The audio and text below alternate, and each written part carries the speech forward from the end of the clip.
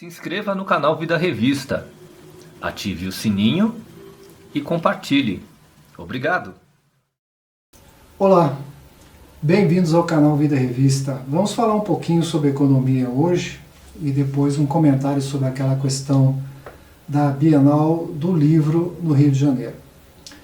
Bom, acredito que muita gente está se perguntando por que o governo está fazendo tantos cortes, né? Cortes na educação, cortes no meio ambiente, cortes nas forças armadas, enfim, corte para tudo quanto é lado, né? E nesse fim de semana eu estava conversando com o Zé Eduardo, que é um querido amigo meu, e ele fez um comentário assim: tá vendo a situação que o PT deixou o país? Aí eu falei para ele o seguinte: olha, essa situação que nós estamos vivendo não é culpa do PT. Na verdade, o PT saiu do governo, saiu do poder, né, há 3 anos. A gente não pode continuar ad eternum, né, ficar jogando a culpa de tudo no PT. Essa situação que nós estamos vivendo no momento, de baixo crescimento, né, as perspectivas para esse ano é de um PIB de 0,82, 83, alguma coisa assim, e para o ano que vem menos de 2%. E isso vai ser revisto provavelmente para baixo, porque realmente a economia não cresce. Agora, por que a economia não cresce e por que o governo está fazendo tantos cortes? Não é por causa do PT. Não obstante a corrupção, a roubalheira, enfim, todos aqueles erros cometidos, né, pelo PT, mas essa questão em particular não é culpa do PT. Esse problema, vamos chamar de problema, começou no governo Michel Temer, quando houve no dia 15 de dezembro de 2016 a aprovação da Emenda Constitucional 95. O que essa emenda fez? Ela congelou o teto de gastos do governo à variação do IPCA, o Índice Nacional de Preços ao Consumidor Amplo, por 20 anos. Ou seja, o governo não pode aumentar os seus gastos além da variação deste índice. Então o governo está sob uma espécie de panela de pressão, ou seja, ele não pode aumentar os gastos, mas ao mesmo tempo também os gastos do governo sempre aumentam, né? Principalmente os gastos com pessoal, com a manutenção da máquina do governo, né? Então o governo vem cortando, como vocês têm acompanhado, para tudo quanto é lado. Agora, isso é uma coisa assim que é muito grave para a economia. Por quê?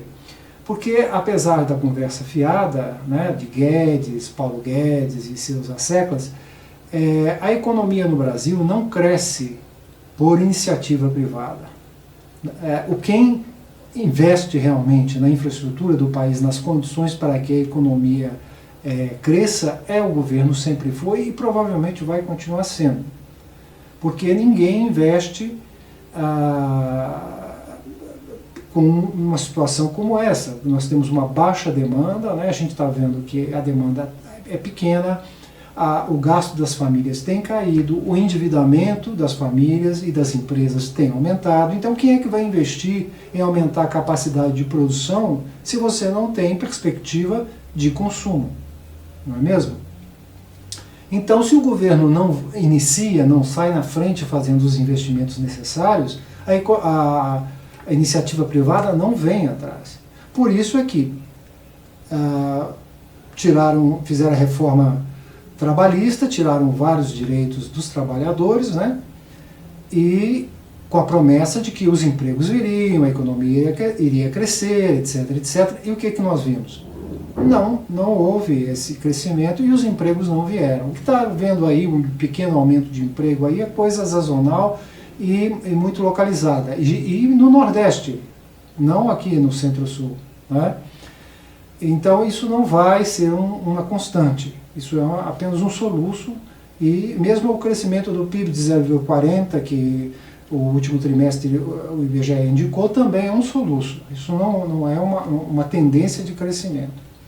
Então, uma das teorias reinantes aí que eu ouvi é que fizeram essa emenda constitucional 95 congelando os gastos do governo, portanto, incapacitando o governo de fazer investimentos, e isso faz com que a economia entre nessa lentidão, nessa depressão quase, né? Então, com a conversa de que se nós fizermos as reformas A, B, C, D, os empregos vão voltar, os investimentos vão voltar, eles estão paulatinamente tirando todos os direitos dos trabalhadores, em especial dos trabalhadores pobres. Ou seja, a reforma do trabalhista já foi feita e está sendo ampliada agora. A reforma da Previdência, que vai tirar praticamente a aposentadoria da maior parte pobre da população, também já está quase em vias de ser finalizada, né, com a aprovação no Senado. Depois eles vão vir com a reforma tributária, inclusive a criação de novos impostos, inclusive aquela pouca vergonha de criar novamente a CPMF, que todo mundo sabe que é um imposto regressivo e extremamente danoso à economia do país. Não é? Mas aí vai vir o emprego, aí vai vir os investimentos, então vamos fazer. E por fim, depois de ter tirado os direitos trabalhistas, a aposentadoria e aumentado os impostos, no último fim de semana, o Carlos Bolsonaro, também conhecido como Carluxo, soltou uma de que o país, as mudanças serão muito lentas no sistema democrático, ou seja, além de tudo, de tirarem o seu direito de trabalho, a sua aposentadoria, aumentar os impostos, ainda querem tirar a sua liberdade, né, pelo visto. Tudo isso vai trazer mentira. Então, a situação não vai melhorar simplesmente por causa dessas reformas, né? Agora, a teoria reinante é que após essas reformas todas, e portanto a retirada de todos os direitos, a aposentadoria, etc. e tal, quiçá a liberdade das pessoas, aí eles vão derrubar essa emenda constitucional 95, permitindo que o governo volte a investir. E aí o governo voltando a investir, a economia vai começar a crescer realmente novamente. Aí o setor privado, grandes empresários, banqueiros, rentistas vão poder usufruir desse crescimento econômico, mas já com todos os direitos trabalhistas, aposentadoria, então, retirados da população. É uma coisa a se conferir, não é? Uma coisa é certa, enquanto essa emenda prevalecer, a economia não vai crescer.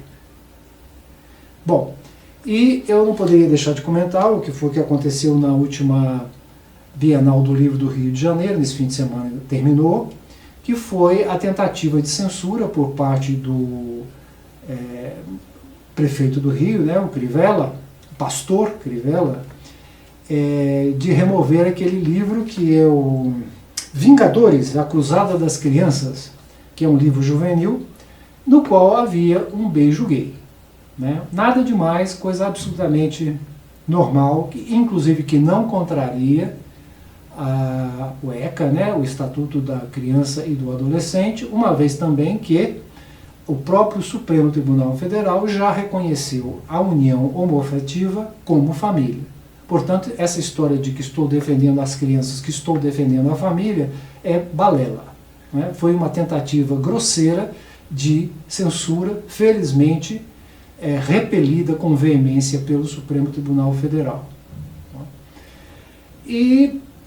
Então o que a gente nota? Né? Estamos numa situação de baixo crescimento, de retirada de direitos, e a preocupação da direita é beijo gay. Vamos mal, espero que isso seja revertido em breve, né?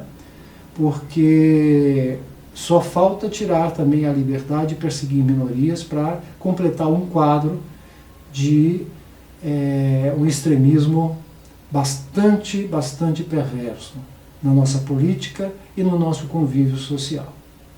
Obrigado e até a próxima. Aqui no canal Vida Revista. Se inscreva no canal Vida Revista, ative o sininho e compartilhe. Obrigado!